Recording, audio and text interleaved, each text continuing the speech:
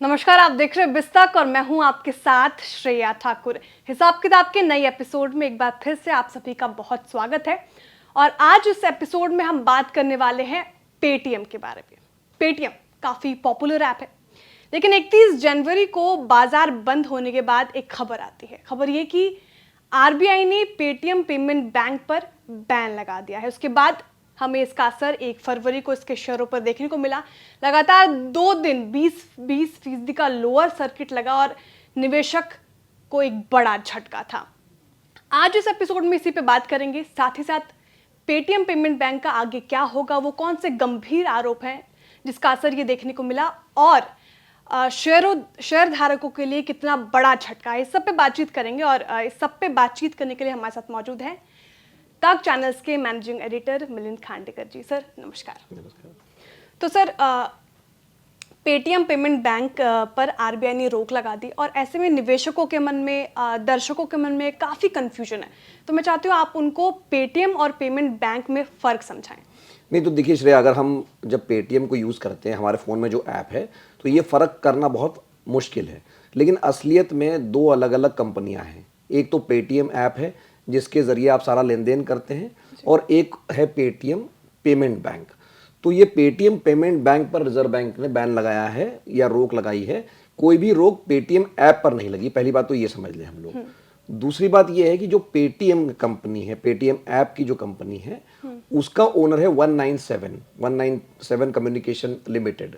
वो इस कंपनी की ओनर है। लेकिन जो पेटीएम बैंक है उसकी जो 51% जो शेयर है वो विजय शेखर शर्मा के पास है। अब विजय शेखर शर्मा कौन है? विजय शेखर शर्मा इसके फाउंडर है पेटीएम के। तो जो पेटीएम बैंक में जो मेजॉरिटी शेयर होल्डिंग है वो 51% है विजय शेखर शर्मा के पास, और 49% जो शेयर है वो है ओसीएल के पास या 197 कम्युनिकेशन के पास। मतलब जो कंपनी ओन करती है पेटीएम ऐप को। तो ये कुल मिला के दो अलग अलग कंपनियां हैं।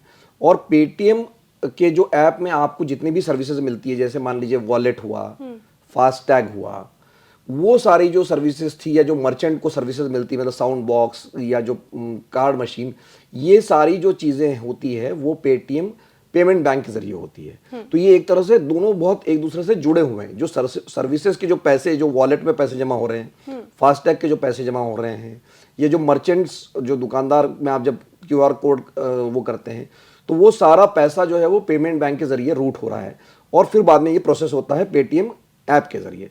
तो ये दोनों अलग अलग एंटिटी है, लेकिन ये आपस में इतनी जुड़ी हुई है कि इसमें कोई फर्क आम आदमी को करना मुश्किल है। बल्कि आरबीआई को भी यही शिकायत थी कि इनका कारोबार इतना गुथा हुआ है, इतना जुड़ा हुआ है कि ये समझ ही नहीं सकता कि कौन सा पेटीएम बैंक है और कौन सा पेटीएम ऐप है।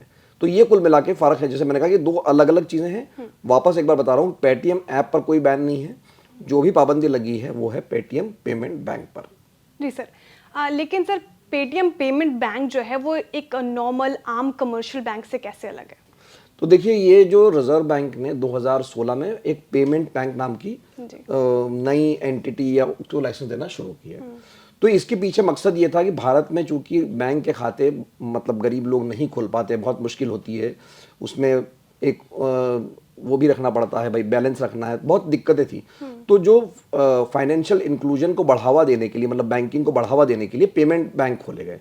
और पेमेंट बैंक की जो लाइसेंस जैसे पेटीएम को मिला है, तो उसमें बात यह है कि ये सिर्फ अपने पास डिपॉजिट रख सकते हैं।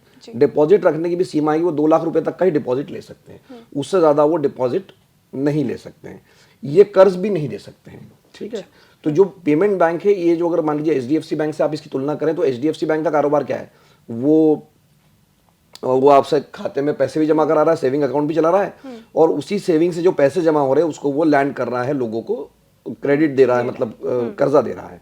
लेकिन जो पेटीएम जैसी पेमेंट बैंक है, ये सिर्फ डिपॉजिट ले सकती है। और ये जो डिपॉजिट के भी पैसे होते हैं, ये इसको सारे सरकारी जो बॉन्ड्स है उसमें निवेश करना पड़ते हैं। इसलिए आपने वहां जो पैसे जमा किए वो सुरक्षित है, एक तरह से वो कहीं जाएंगे नहीं। और यही एक और वजह है कि जब पेटीएम में आप देखते हैं कि भाई जो कर्जे का जो एक बटन होता है कि आपको जहां पर लोन मिल रहा है, तो वो पेटीएम की पेमेंट बैंक नहीं दे रही है, वो उनके जो पार्टनर एनबीएफसी है, बजाज होंगे या आदित्य बिरला होंगे, मतलब मुझे नाम ठीक से याद नहीं है, लेकिन ये अलग अलग जो फाइनेंस कंपनियां ये कर्जा पेटीएम ऐप पे देती है। लेकिन जो पेटीएम में जो आप पैसे जमा कराते हैं अपने वॉलेट में, फास्टैग में, वो सारे पैसे हमारे जमा होते थे पेटीएम पेमेंट बैंक पे। तो ये दोनों में फर्क यही है कि इसमें सिर्फ आप सेविंग्स में अकाउंट में पैसे जमा कर सकते हैं, ये बैंक जो है कोई कर्जा नहीं दे सकती है जी। लेकिन सर आरबीआई ने पेटीएम पेमेंट बैंक पे बैन लगा दिया, क्या गंभीर आरोप लगे, क्यों लगाया ये बैन? देखिए, रिजर्व बैंक ने जो इसका आपने जिक्र किया 31 जनवरी के ऑर्डर का या प्रेस रिलीज को अगर आप देखें तो उसमें बहुत सा वेग सा लिखा गया है कि इन्होंने गंभीर जो मतलब कंप्लायंसेस यानी नियमों का पालन नहीं किया। ये बहुत वेग सा, मतलब बहुत डिटेल रिजर्व बैंक ने आधिकारिक रूप से कोई जानकारी नहीं दी। लेकिन उसके बाद में लगभग 3-4 दिन के बाद में जो अखबारों में खबरें छप के आ रही है तो उसमें एक बात निकल के ये आ रही है कि देखिए, जो बैंकिंग कारोबार है या कोई भी फाइनेंशियल कारोबार है उसमें सबसे महत्वपूर्ण चीज होती है केवाईसी मतलब नो योर कस्टमर। कि भाई अगर आप बैंक चला रहे हो, आप कोई म्यूचुअल फंड चला रहे हो, कोई स्टॉक मार्केट में निवेश करवा रहे हो, तो you should know your customer को जानने का मतलब ये है कि भाई वो सच में एग्जिस्ट करता है नहीं करता है, उसका बैंक खाता कौन सा है, उसके पास पैन कार्ड है कि नहीं, उसका पता ठीक है कि नहीं, कोई फर्जी खाता तो नहीं खुल रहा है। तो रिजर्व बैंक का ये कहना था कि 2022 से वो लगातार चेतावनी दे रहा था कि भाई ये आपके केवाईसी ठीक से नहीं हो रहे हैं। मतलब या तो ये भी आरोप लगा कि भाई एक पैन कार्ड पर 1000 खाते खुल गए, मतलब फर्जी खाते खुल गए। और ये फर्जी खाते अगर खुले हैं, अभी भी मैंने कहा ना रिजर्व बैंक ने आधिकारिक रूप से कोई डिटेल नहीं दी है, लेकिन जो एक तो केवाईसी का ठीक से पालन नहीं हुआ, दूसरा जो गंभीर आरोप ये लगा कि ये जो इनके वॉलेट है या इनके जो खाते थे वहां पर मनी लॉन्ड्रिंग हो रही थी। मनी लॉन्ड्रिंग मतलब बेनामी जो पैसा होता है जिसको रोकने के लिए सरकार ईडी इतनी एक्टिव है, वो इसके जरिए पैसों का मतलब ब्लैक एंड व्हाइट वाला धंधा जो है ये पेटीएम ऐप के जरिए या पेटीएम पेमेंट बैंक के खातों के जरिए, वॉलेट के जरिए चल रहा था। लेकिन जैसे मैंने आपको बताया श्रेया कि ये आधिकारिक रूप से नहीं है, ये मैं जो भी बातें कर रहा हूँ ये सूत्रों के हवाले से मीडिया में जो खबरें छपी है। लेकिन कुल मिला के बैंक का कारोबार ठीक से नहीं चल रहा था, उसमें ग्राहक कौन है वो उसको ठीक से पता नहीं था, ये आरोप है उस पर। दूसरा मनी लॉन्ड्रिंग हो रही थी उसकी जो वॉलेट है या जो खाते हैं। तो ये दो गंभीर आरोप है, यही कारण बना कि रिजर्व बैंक ने इस पर रोक लगा दी है कि भाई आप नए अकाउंट्स तो नहीं खोल सकते, पैसे नहीं जोड़ सकते, तरह तरह की बंधन इस पर लगा दिए गए हैं। तो सर ये पेटीएम और पेमेंट बैंक का कारोबार कैसे चलता है, धंधा कैसे होता है, कमाई कैसे होती है इनकी? नहीं तो हम चूंकि पेटीएम ऐप की बात कर रहे हैं अभी, तो पेटीएम ऐप का जो 2010 में शुरू किया था, 2009-10 में विजय शेखर शर्मा ने, तो इसका फुल फॉर्म उस समय रखा गया था कि पे थ्रू मोबाइल, मतलब पेटीएम, कि आप अपने मोबाइल के जरिए ही, और आज से ये 12-13 साल पहले कोई कल्पना नहीं कर सकता था कि ऐसा हो भी सकता था। तो तब तो इन्होंने शुरू किया था कि ये सिर्फ मोबाइल फोन का जो आपका प्रीपेड का रिचार्ज करना है या मान लीजिए आपको डीटीएच का रिचार्ज करना है, तो उसके लिए इन्होंने ये शुरू किया था। फिर 2014 आते आते इन्होंने इसको बना दिया कि इन्होंने एक वॉलेट बना दिया, जो वॉलेट जिसको हम जानते हैं समझते हैं। तो ये 2014 में ये वॉलेट बन गया। तो ये धीरे धीरे जब नोटबंदी हुई 2016 में, तो ये और कारोबार फैल गया क्योंकि डिजिटल पेमेंट बहुत बड़ी चीज़ बन गई। यूपीआई के बाद और इसका प्रचार प्रसार हो गया। तो अभी आप जैसे जानते हैं कि 30 करोड़ से ज़्यादा इनके यूजर्स हैं इस ऐप के।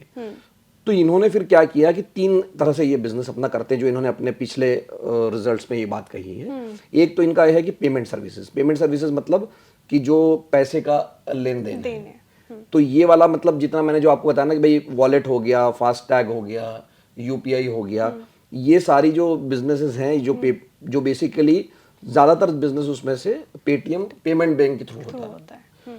दूसरा इन्होंने काम शुरू किया फाइनेंशियल सर्विसेज देने का कि भाई इतने लोग तो आ ही रहे हैं तो इनको कुछ और भी हम दे देते हैं। तो जैसे जो कर्जा देने की बात है, हमने कहा ना कि पेमेंट बैंक जो है वो कर्जा नहीं दे सकते, तो इन्होंने और पार्टनर्स अपने एनबीएफसी ले आए और उनके जरिए ये लोन देते हैं। और जब वो लोन देते हैं तो उसका एक कमीशन इनको मिलता है।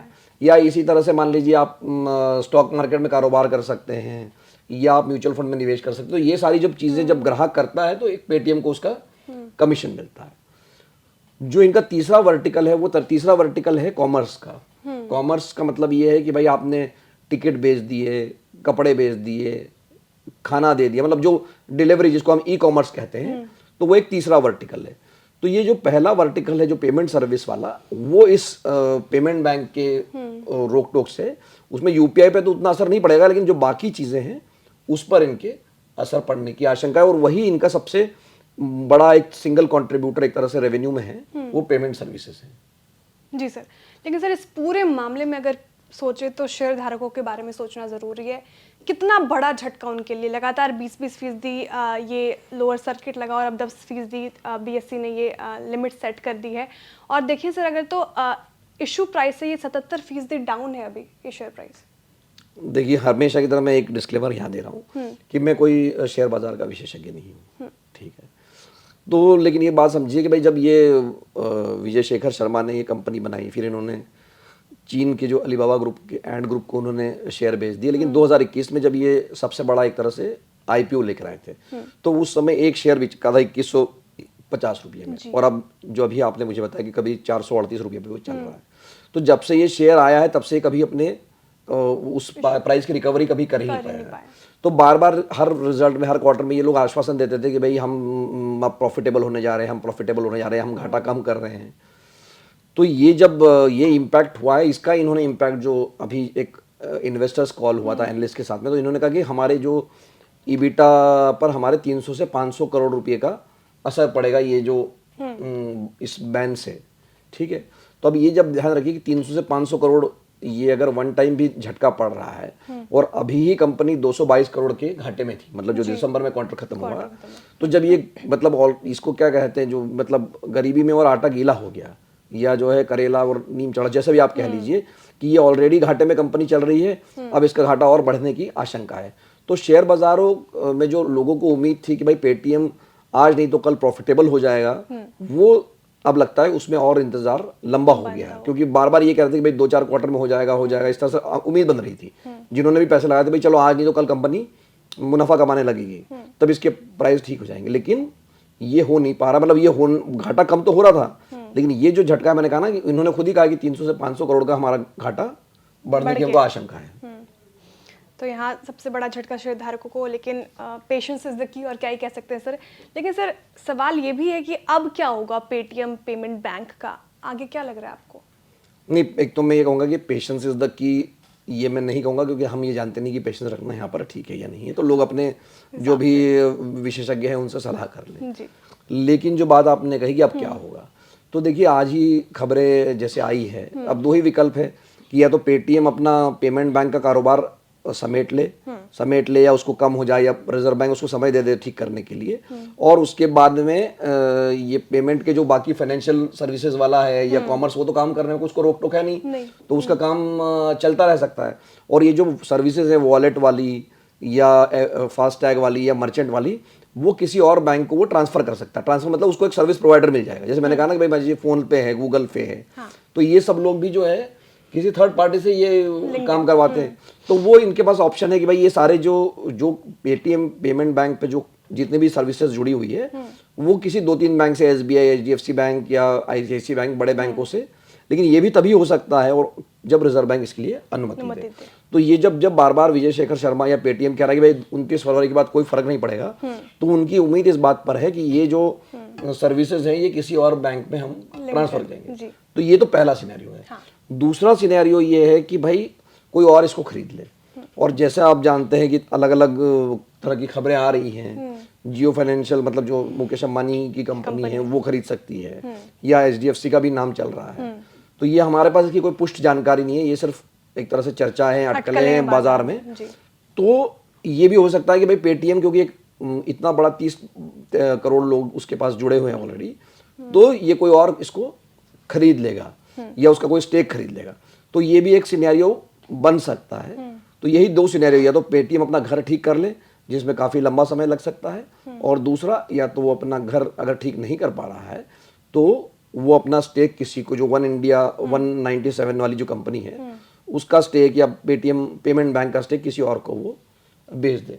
ये एक संभावना है, लेकिन दोनों ही सूरतों में रिजर्व बैंक ऑफ इंडिया जो कि रेगुलेटर है बैंकिंग का, उसकी अनुमति जरूरी होगी। जी बिल्कुल सर, देखना होगा कि अब आगे क्या संभावनाएं बनती है। लेकिन सर बहुत बहुत शुक्रिया हमसे जुड़ने के लिए, और ये तमाम जो कन्फ्यूजन है लोगों के मन में, निवेशकों के मन में, वो दूर करने के लिए, हमारे सारे सवाल का जवाब देने के लिए बहुत बहुत शुक्रिया सर। इस एपिसोड में इतना ही। मुलाकात होगी हिसाब किताब के एक नए एपिसोड में, नए विषय के साथ। तब तक देखते रहिए बिस्तर।